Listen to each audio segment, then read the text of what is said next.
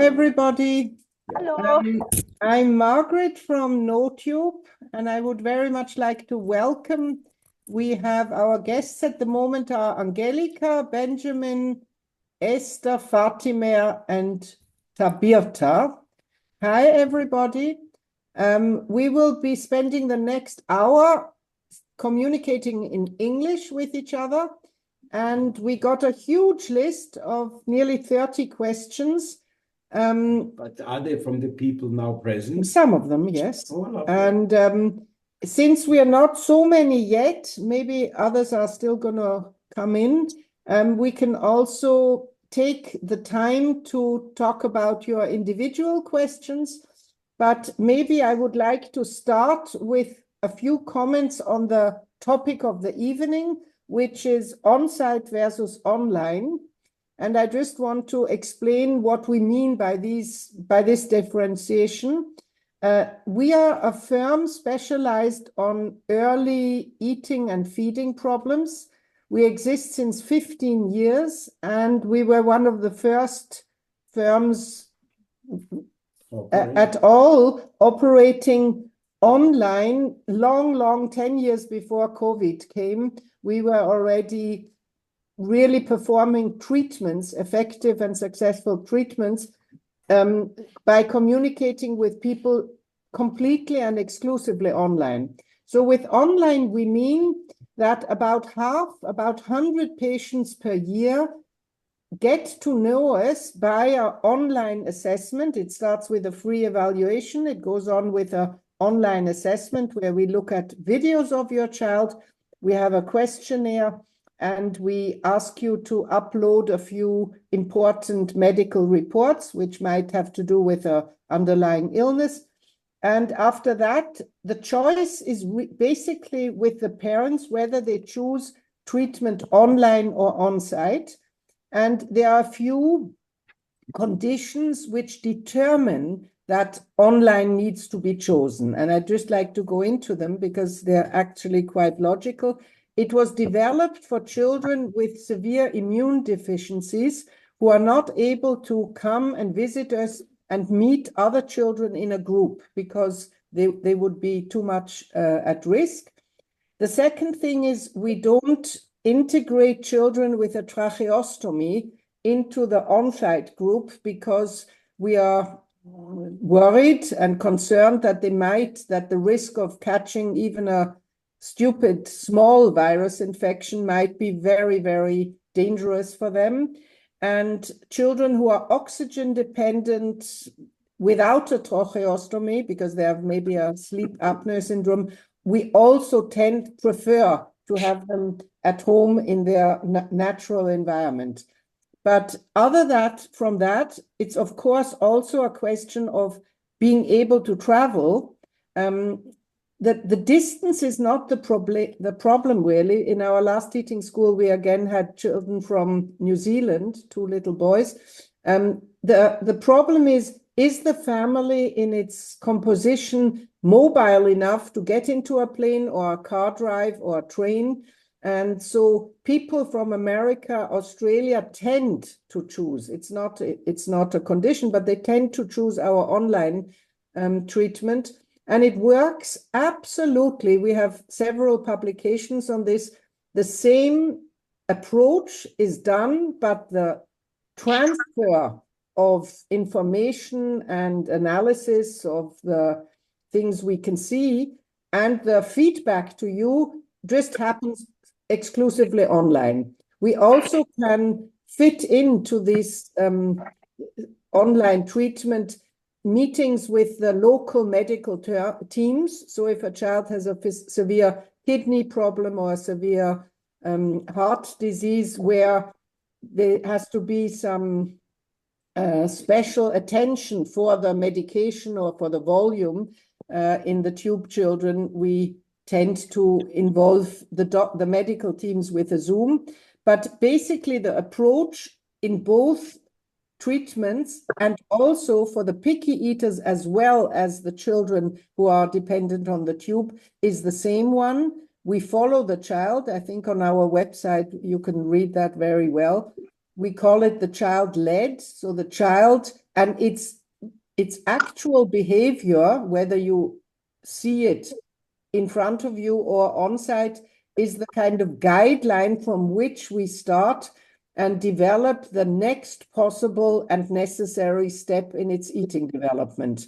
And of course, the tube-dependent children are much more inhibited by the pure volumes of the tube feeds they get. So once you change the volumes, changes happen quickly. In contrast to the children who are highly selective in their food choices, they take longer, and one must make a little more sophisticated plan of what should be changed, because trying to change too much is going to overwhelm them and get them into resistance. So the on-site is our hands-on approach. We have this beautiful eating school, which really looks nothing like a hospital, even though legally it is a hospital from a day clinic from Austrian law. And the children come in, and it's really a culture changer, because they come in and it looks like a fun place, and their toys and the walls are covered in pictures of food, and we have a cook and a family kitchen and a lovely play picnic room. And we do 3 play picnics all together per day, 9, 12, and 5 o'clock.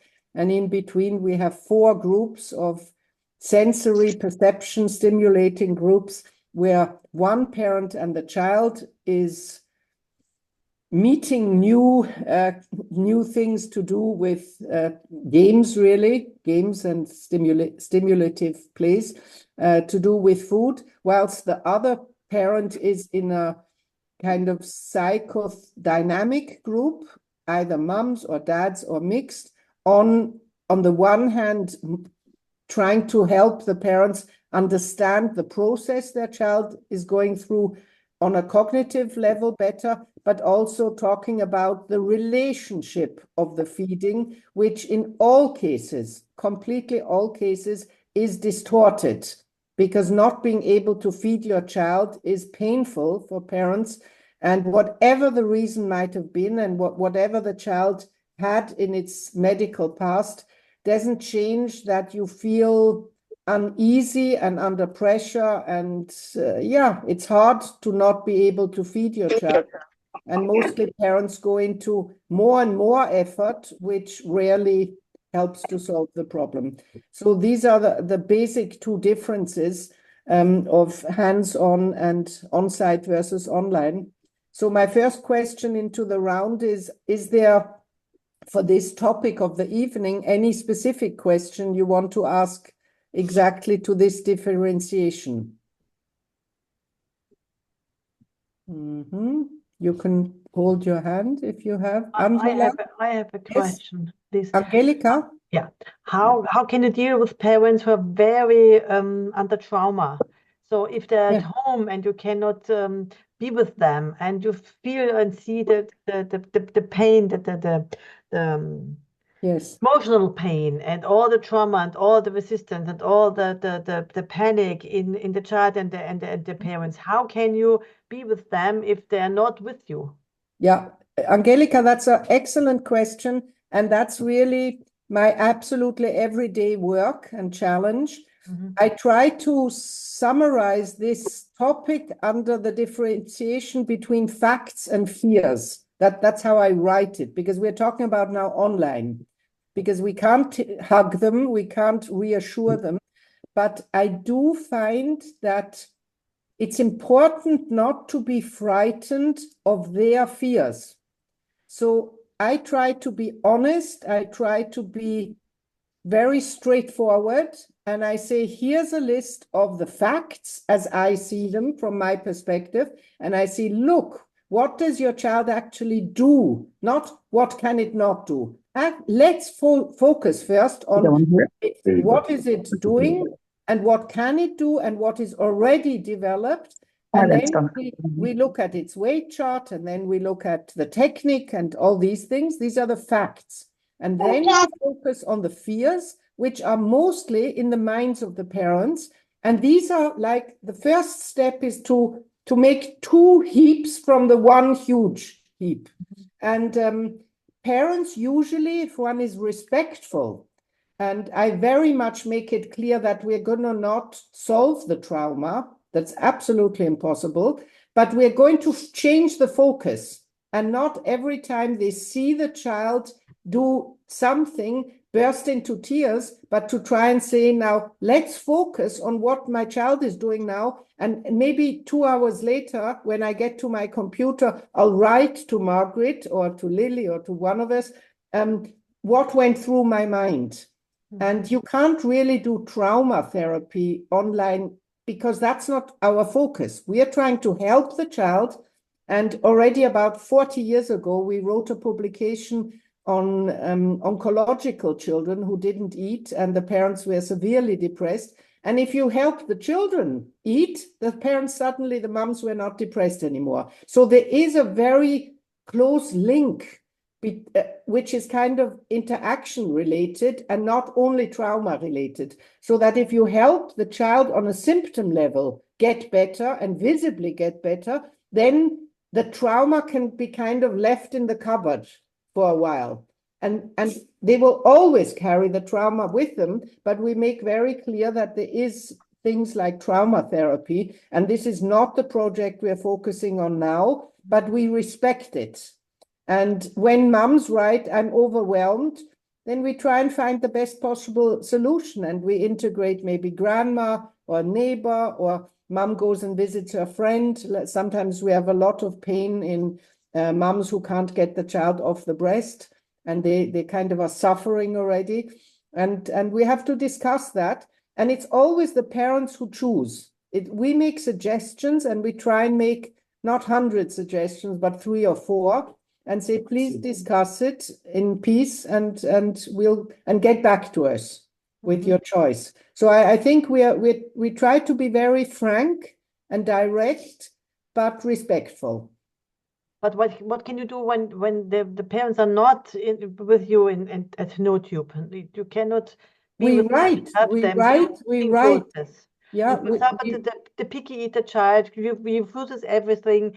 There's nothing going on. The weight is going down. The parents are more panic, and they are not with you. And they have to do I think Eva would like to speak. Alone. Yeah, just a second. Eva is our physiotherapist and long-term feeding therapist. Eva, you have to put your sound on. Yeah. Okay. Eva. Yeah. So, hi, nice to meet you. I think as soon as you're starting to treat a child, you cannot talk about trauma, because if you're starting to talk about trauma and work on trauma, you can forget the rest. Yeah. And this is what Margaret already said. This is not our job. And I think you need to keep the parents in the reality, because what we are always seeing is that the child looks perfect, although the child has gone through a lot of surgeries, whatever, and the child is smiling, happy, whatever. Yeah, so the trauma sits in the parents. And if sometimes the child is not happy. In my practice, the child is sometimes not happy. Sometimes the child seems to be depressed, and I don't know why. I don't talk about the topic depression and trauma and so on, because I'm the same opinion as you are. If there's coming a picky eater child into my practice, they want to have help with eating. I know there's a lot of trauma. I know that, and I see that, I feel that, but I don't talk about the trauma. First, I make something we talk about the eating procedure and so on. And then sometimes it happens that the child is not losing this fear of food, and I don't know sometimes the reasons, because I have to practice at home. I make some suggestions. So we have, in my practice, I have also the picnic on the floor and so on. And sometimes the child tries a little, then they go home, and the next week or 2 weeks later, they come and say, no, nothing is going better. No, yeah. Of course. Yeah, that's what I understand totally, because treating children in that way from week to week, it's much more difficult. Yeah, because you don't have any kind of possibility to react in the situation. Yeah. And when we treat children, we are in daily contact with them. Yeah, either in the eating school or in the written form. So we can answer, and we answer their questions and whatever is happening immediately. So that's that's so important. Yeah. If they carry it from week to week, it's just impossible to step in the right moment, and that makes it difficult. It's just the form you're having. I think that's very right, Eva. And I always used to say, coming from the hospital, it's the dose. And in the hospital, we had children even with anorexia, and they would get 1 or 2 hours of treatment per day. We spent 8 hours with our kids. And even online, we are very, very close to the parents. And every upsetment is kind of caught. And you can say, let's wait a day, or let's not change something till tomorrow. Please try and calm down, or invite somebody, or I think Eva is very right. The frequency and the dose, and not being frightened of their trauma, is very important. And I think that sometimes as a team, one of us might get fed up or even frustrated. But if you're a team, you can kind of you can help each other, support. You can dilute the high dose. I the cannot load. put it in the practice, of course.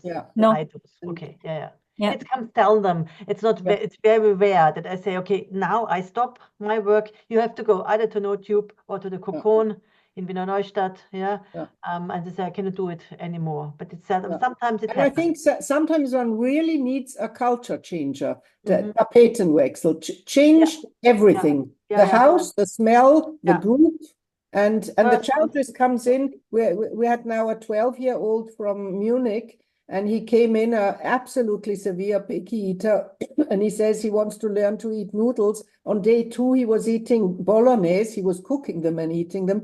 And yesterday he had a sushi lunch. So the parents are just baffled. They can't even understand what he did. And it was just the mix of the child was mature, that he wanted this. He wanted the change. And we seem to be the right thing for him at this moment. But let's ask the parents, what would you, Esther, Benjamin, Marguerite, Judah, Fatima, Valentina, Lida, what can we answer for you to help you make the next step with your child?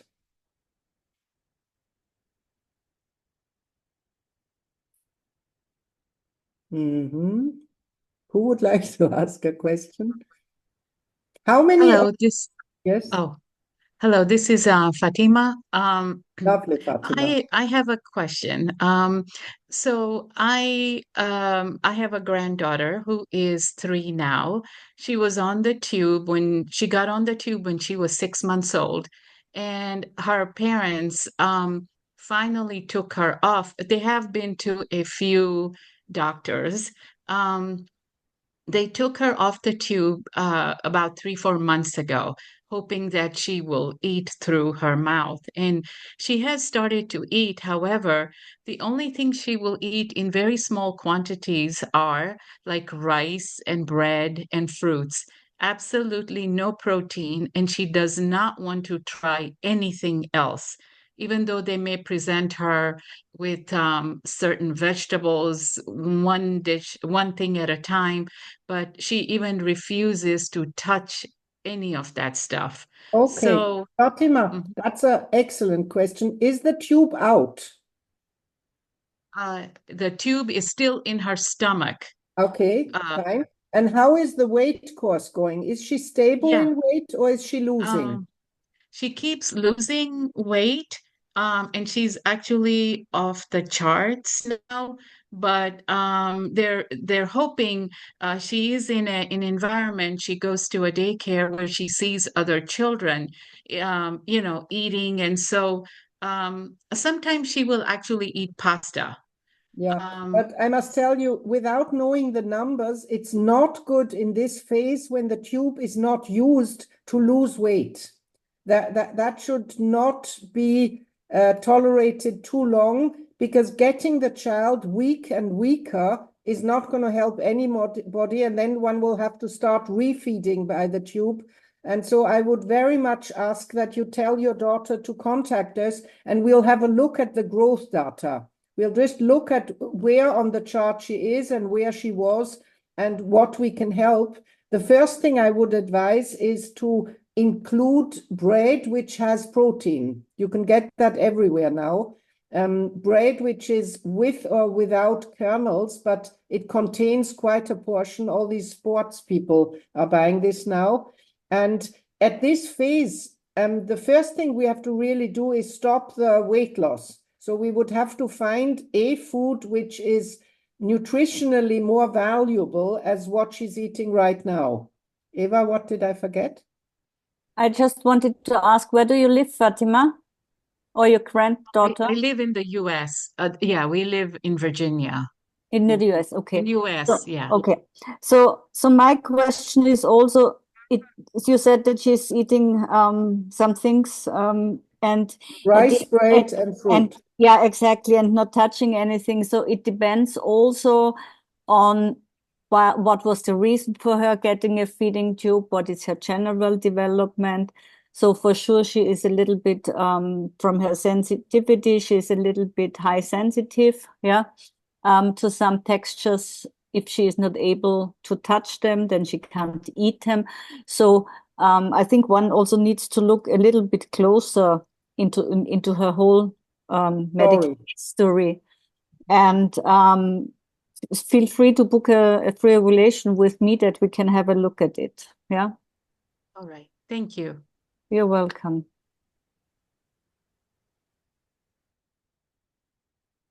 Now, the first question of our list of questions we had was, what are the criteria to stop tube, to start tube weaning?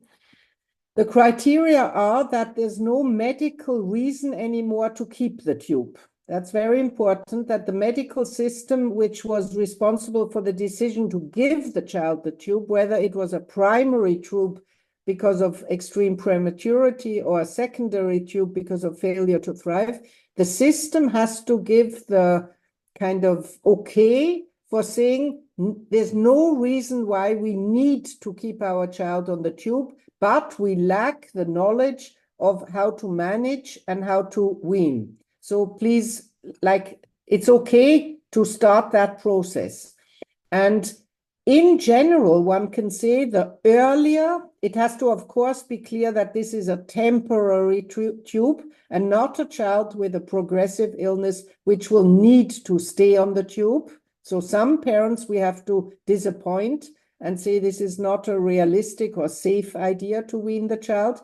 But if the general view is she should learn to eat, or he and could learn to eat, it should be basically done as soon as possible. What is very wrong is to keep the child 1, 2, 3 years on the tube, thinking the child will start on its own. This is just, it's not going to happen. The longer the tube is in the child, the more the identity of the child's mind becomes kind of combined, its identity with I'm the tube child. And once the child visits a public nursery or a school, it becomes the special child. And then we have a whole lot of additional emotional contributing factors, making the process of losing the tube and wanting to learn to eat more complex and harder. So basically, if children, the optimal time for a neonatal tube is after 6 months, weight is fine, doctors are happy, neonatal problems are solved, and between 6 and 12 months is the best and easiest time, because then the child kind of jumps onto the train of development, which is running naturally. And in any case, it should be looked at why it can't be done before the age of, say, 2. And some children have good reasons why it has to be kept longer, but our free evaluation and our assessment help the parents in these cases find the optimal timing. So in some cases, if the parents know there's an operation, another correction, a cardiac or whatever, let's wait till that is over and then we do it in the summer. We might suggest that to you, but basically one can say in every child, the earlier, the easier for the child.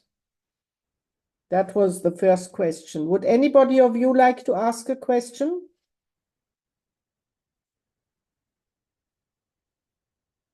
Yeah, well, the next question was, a mom wrote, I would like to know how to get rid of my child, which my child has, the tube that my child has. I'm curious if there are any possibilities that can be applied at home. Absolutely, yes. That's the net coaching. So we have per year as many children we wean off the tube by online as we wean off the tube by children visiting our eating school, and it's about 70-70. It's nearly over the last 30 years, a stable balance of children coming online and coming on site.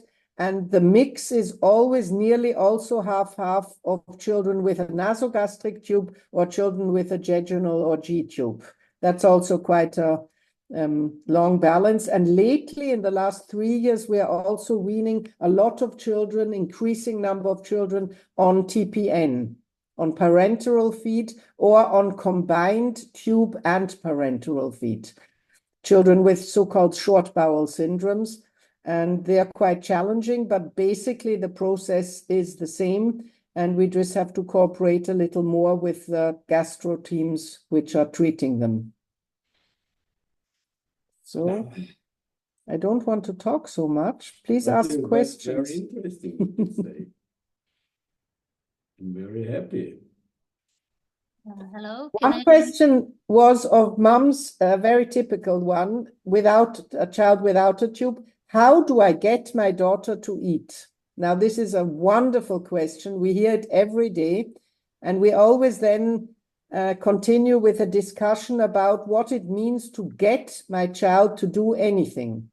And if your child is anything between 6 months and 18, it'll not work if you try to get it to do something, because children are natural resistance champions. And the moment you start expecting something and even really wishing something to happen, it's for sure not going to happen, or it's going to happen less likely. So the first thing one has to do is try and work with the parents to kind of reduce this understandable and with best of intention degree of expectation and wishful thinking, because that makes the air and the atmosphere full of, I want you to do what I wish myself. And the child is going to, every smart child just reacts paradox and will do the opposite. Purposely, consciously, not consciously, but that's the first thing we have to do, is switch our mindset to, well, it's not about me, it's about my child. So I have to kind of try and change my perspective to, first of all, understand why my child is resisting. And it might be that my behavior is related to the reactions of my child. And once you're at that point of working with parents, they make enormous progress because the parents want to change. So if we make it clear to them that the person they can change best is themselves and not their partner and not their child, things start moving. And then they get positive reinforcement, observations and experiences in the day. And they say, oh, today we were at the child's party and for the first time this and this happened and I didn't intervene and my child did this. So the change of mindset is very important, and the parent has to understand that wishing to get your child to do anything is not the way it's going to happen.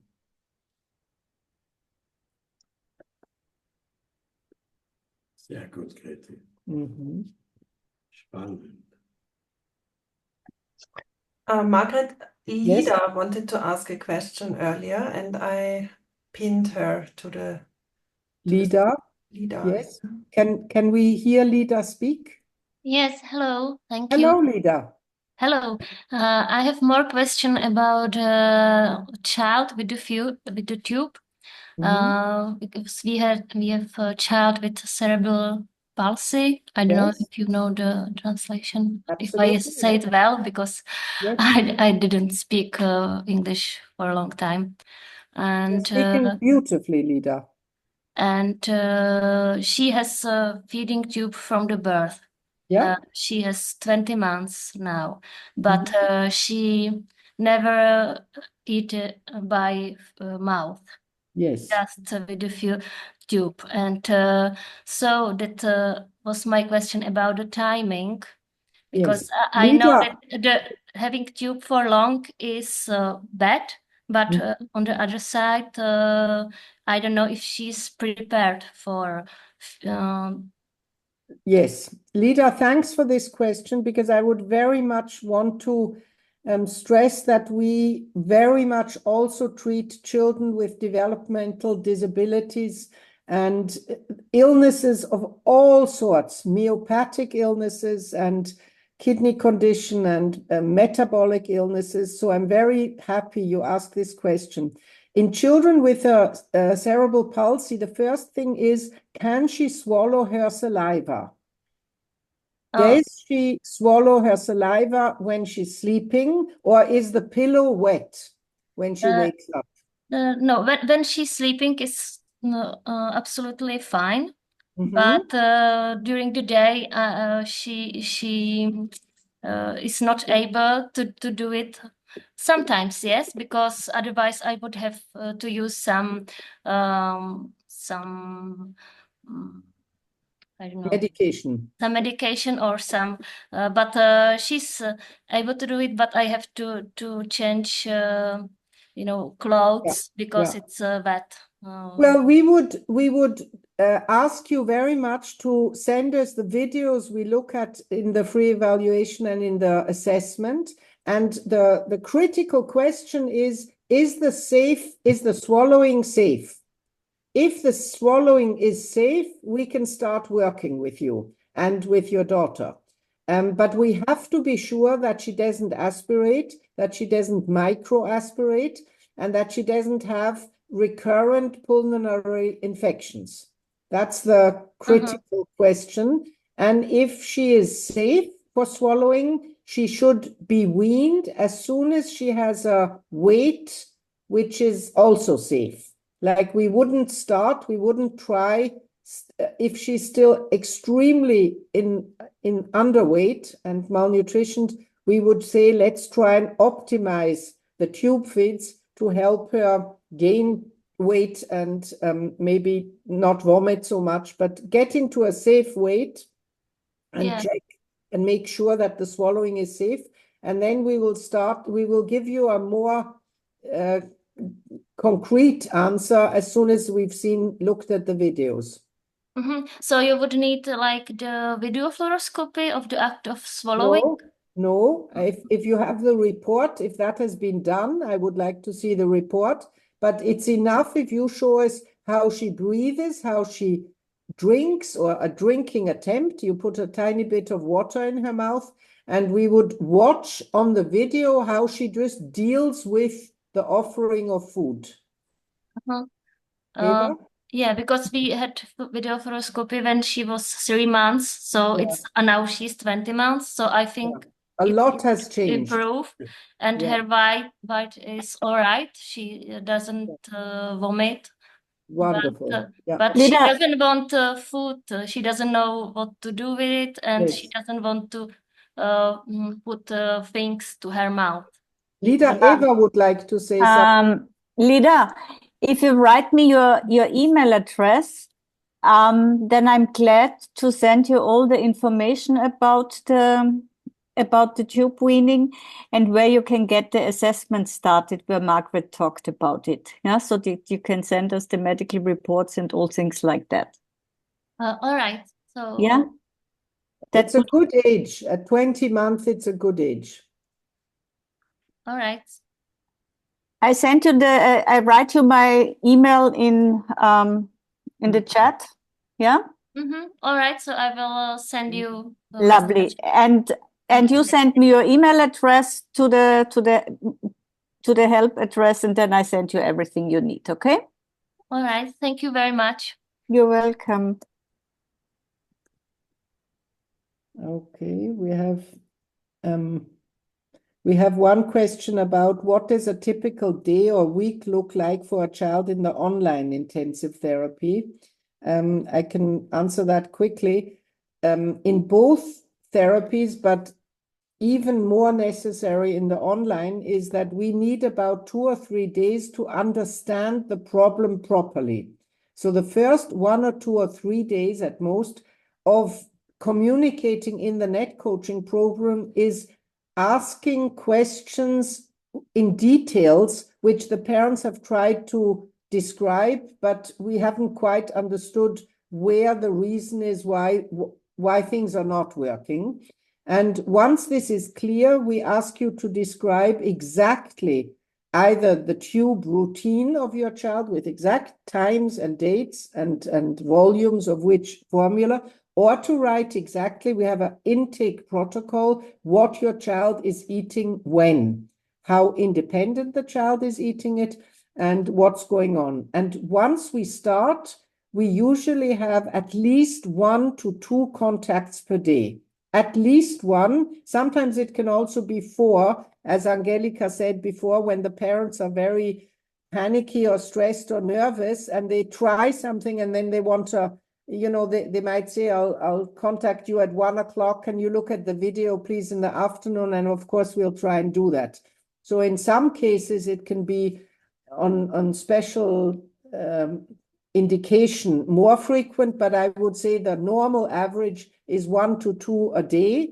And the parents write to us dysynchronically. So they write to us whenever they want to, which is mostly for the mums in the evening. Some people write to us at 5 in the morning. And we have parents all over the world. So the messages come in at different time from different time zones. And we try and answer them. We are 9 of us in the tele team.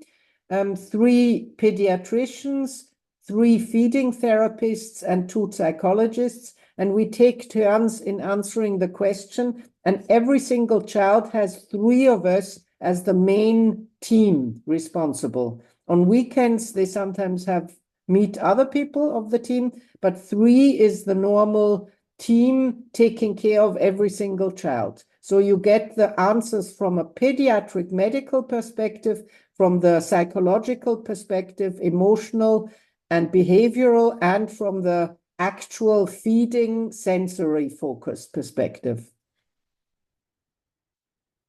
And that's how we move on day by day, and we try and define little goals to reach which are realistic, because parents always tell me, well, I want my child to eat age appropriate, but that's mostly about 200 steps away.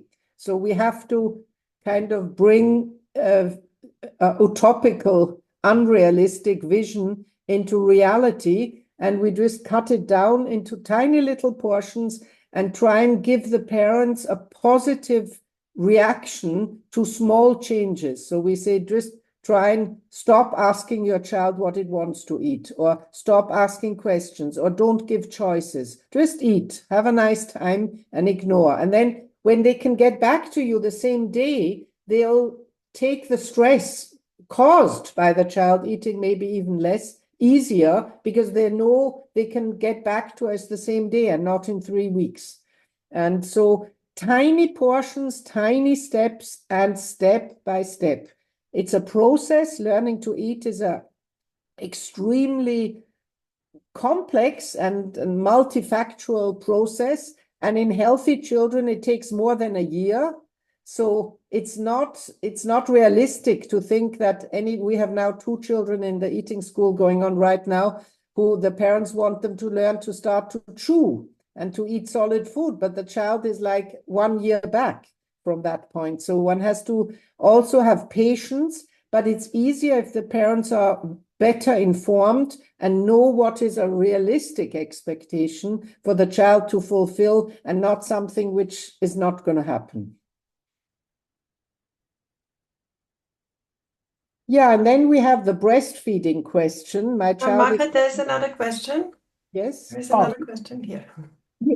I'm sorry, we just have a question. In terms of the weaning process, once it starts, our little baby goes to daycare 3 days a week. That's Would good. you suggest that we keep her home and focus on the tube weaning, or would you just carry on with our normal day-to-day I like it very much. I prefer the child being in its normal routine, and alternating home days with nursery days is one of the best things that can happen, because the child has more people in the process, and it has its group experience and at home the home experience, and both can be very helpful. I wouldn't change that. Okay. No, I would leave that.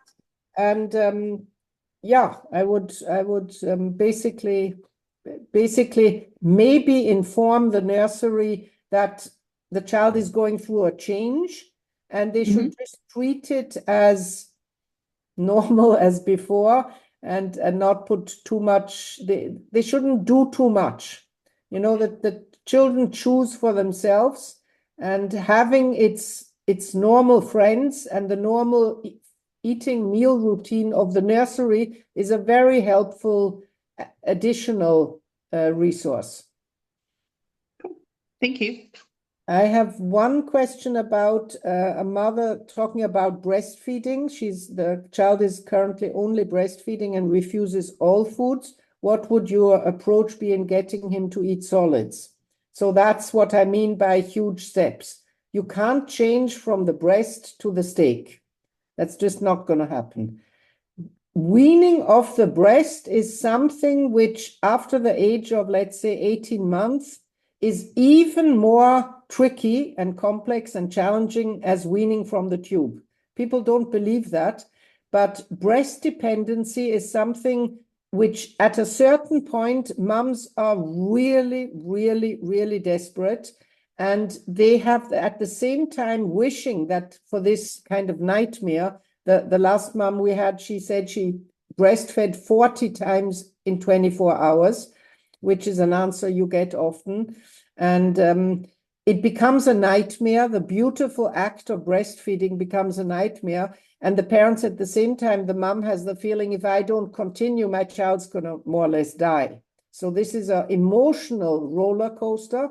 And we are very interested in helping these mums, just the same as the tube mums, because, and then some mums go and feed their child, for instance, in sleep, dream feeding, and all these alternatives which desperate parents look for are not going to help the child normalize. So one really needs a very sophisticated and detailed approach of somebody who understands both sides, understands the child, which would probably want to stay on the breastfeeding forever, and the mother who just says now, the mom we have now in the eating school, her child is 2 and 4 months, and she said, I can't anymore.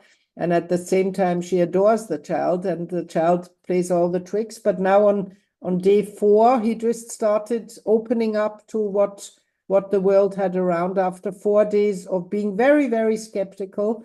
And these are the children where the eating school definitely is the better alternative to the online. Definitely, because you need to get mom and child into a new world, new experiences with other kids, and being a little bit diverted and just out of the usual things. So breast dependency is also something, I think, in literature it's a little bit neglected. Doctors don't really take it serious and think it's mother's neurosis, and it's a hard thing. It has to be taken serious, and we have definitely 2 people who need help.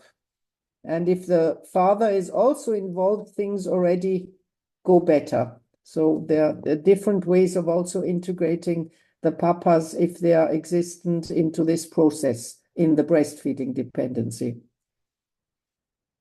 Goody. Melanie, do we have another question on the line? Not as far as I see. No. How comes, Gretel, that net coaching works as good as on the side? I'm so, Margaret, Entschuldigung, Ja. Benjamin hat eine Frage. Yeah. Okay. Ronnie's question, why are they nearly the same. I'll try and answer afterwards. So let's ask Benjamin first. Benjamin? Benjamin, we can't hear you. Oh, Yeah, now I hear you. okay. Yeah, I have a question about the on-site like eating camp, because my daughter's 2 and she has some signs of autism, and she doesn't.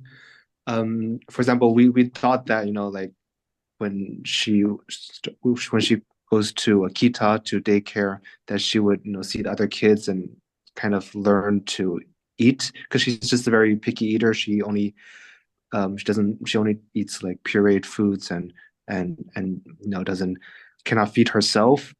And I'm worried that, like, you know, she's a bit behind in her social skills too, so like she might feel overwhelmed if there are like so many kids around, and my worry is that if she doesn't really know how to imitate either that well from other kids. Benjamin, that's exactly the core symptom. That's exactly, it's wonderful that at age 2 you realize that your daughter has features in this direction. She's definitely a bit too young to make the diagnosis of autism, childhood autism, you know, to confirm it. But the eating school very much takes respect for the needs of autistic children. It's sometimes we have in a course 3 or 4, and we give them the opportunity. We have 5 or 6 different rooms where they can also retreat if it is overwhelming. We just now have a 10-year-old boy, and he eats with his parents outside or himself. And for the rest of the time, he feels actually quite happy. But autistic children don't imitate. That's exactly what they lack. And so our program has to be adapted to the special options the child has. I'm sorry, I have to. Eva, could you continue? Yeah, Benjamin knows me already. I think he's more interested in your answer.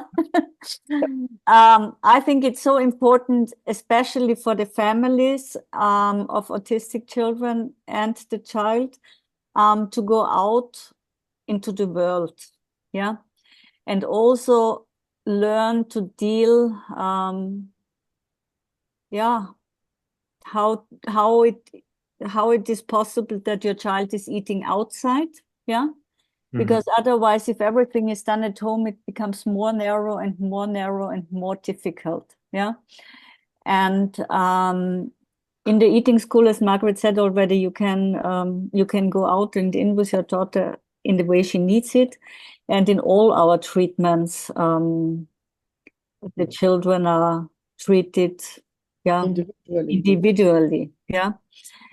And it's more about, for me, it's more important to go out of this safe environment and learn how the child can adapt in a different environment, yeah. And it's working. We have a lot of autistic children, yeah. And it's working really, really well, yeah, because it's also a little bit about the fear of parents, yeah. Parents have so much fear if they have a child which is going in the autistic direction, that they won't eat outside, that they only are eating in this environment. And that's what we learn is that that's not true, yeah. That you need to make sure that you look at some things which are necessary for your daughter, but that it's possible to go also outside with her, eat in a different environment. Yeah. As soon as possible. It's really this kind of dependency on the routines gets worse the longer you wait. The earlier the child is confronted that the world exists outside the safe home, the easier for the child. Yeah. So we just invite you very much to just come and visit. We're doing the last eating school of the year right now, another week. But starting in January, we have every month one eating school. And if you're not living too far away, please feel welcome. Are you living in Germany? Yes, yeah. Because you said Kita. Very good. So I just want to also answer Ronnie's question quickly. Why do we experience the same results in success in the online versus the on-site? And I think there are two reasons. The one is that we are using the same mindset concept, which has really developed over 30 years as a team. We are, Eva, my husband, and I, the three people you see tonight, are working together for 30 years. And that, Really? yes. I'm not so. And that gives a lot of knowledge and experience and a safe environment. And the second reason is that the online and the on-site is chosen. Which one you choose is chosen by the parents. Very rarely do we have to kind of disappoint the parents and say, we don't want you to come to the eating school, please choose the net coaching, or the other way around. But in 95% of the cases, the parents make the choice. So the parents decide what suits me best, and what is more realistic. If you live in Germany, Holland, France, you go in your car and you drive to Graz. And some parents don't have this possibility. So they will first look at the net coaching option, but it has to suit the parents. And also in very, very tricky cases, we start with net coaching, and sometimes we come to the conclusion it's not sufficient, it's not enough. And then we invite the parents as a second option to, after starting the net coaching, maybe a few months later, to visit the eating school. And this has always worked. So sometimes even parents experience the combination of both. And it's just different. One can't really say which is better or not. Angela, do you still have a question concerning your lovely baby? We're all good, thank you. Okay, all good, lovely. Goody. Okay, I'll go back to my list. Different types of wean. Does weaning affect growth? That's a very good question. Yes, weaning does affect weight, not growth. Children who are fully tube fed are expected to have excellent weight curves.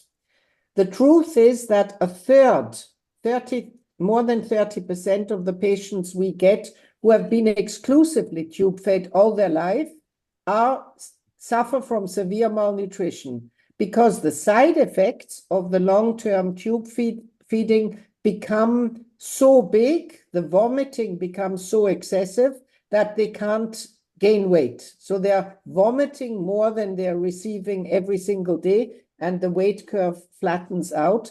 And that's more than the latest time one has to get off the tube.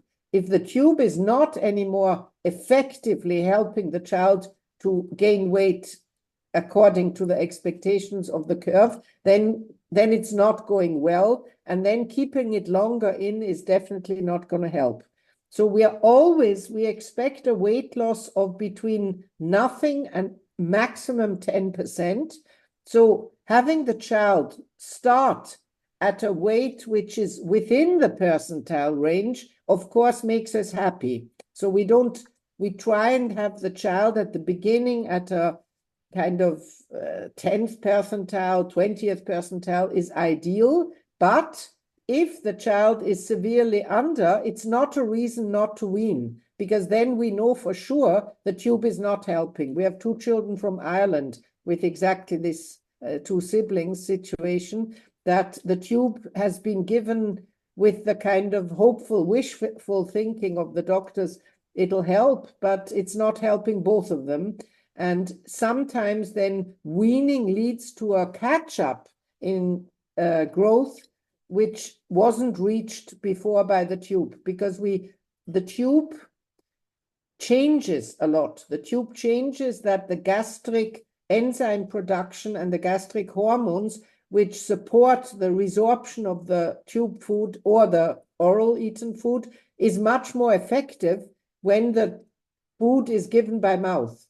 starting to eat with your eyes and with your mouth and the brain releasing hormones is a much more effective way to gain weight than pouring it by the tube into the stomach or even into the duodenum. So there are a lot of things which change, and the growth curve is looked at very critically. And if we're not sure whether the timing is good, we ask the parents to get back to their medical team to ask whether they think the timing is good. And the patients who come to Graz and into the net coaching are between 6 months and 15, 16. Most of them are still before they start school, but we always have exceptions. And right now we have a 10-year-old and a 12-year-old and a 7-year-old. So it's very flexible. It's a variety. It's a variety. Lovely.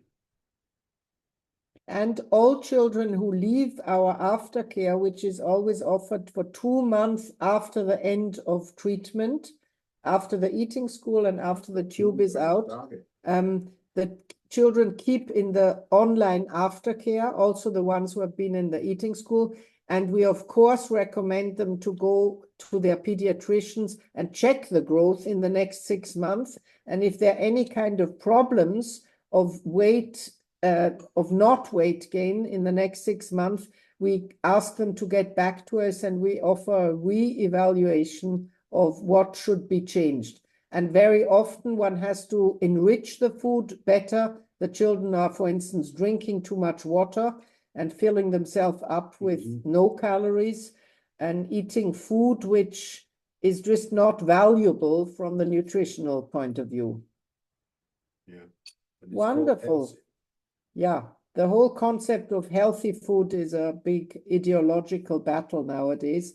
And we are happy if the children grow, and we would recommend them to replace the vitamins, if necessary, with one of these lovely supplements, rather than to offer them vegetables which they don't want.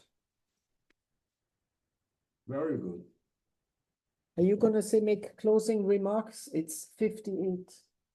It's a pleasure to listen to my wife. She's wise, down to the point, and speaks a lovely English. Okay. We'd like to thank you, the team of NoTube. Melanie was the technical support in the background, Eva, and all of you to give us a shared hour focusing on a very important thing, because the future of our children, I think, basically in this crazy world, is one of the few things which really deserves our full attention. And I enjoy very much discussing it always and again for many, many years with new families. So all the best to you, and get back to Eva for the... See you soon, and get back into our free evaluation. We do it in 3 languages and into the assessment process. Thank you. Bye-bye. Thanks. Thank you. Thank you. Thank you. Thank you. Thank you, everybody. Have a nice evening. You.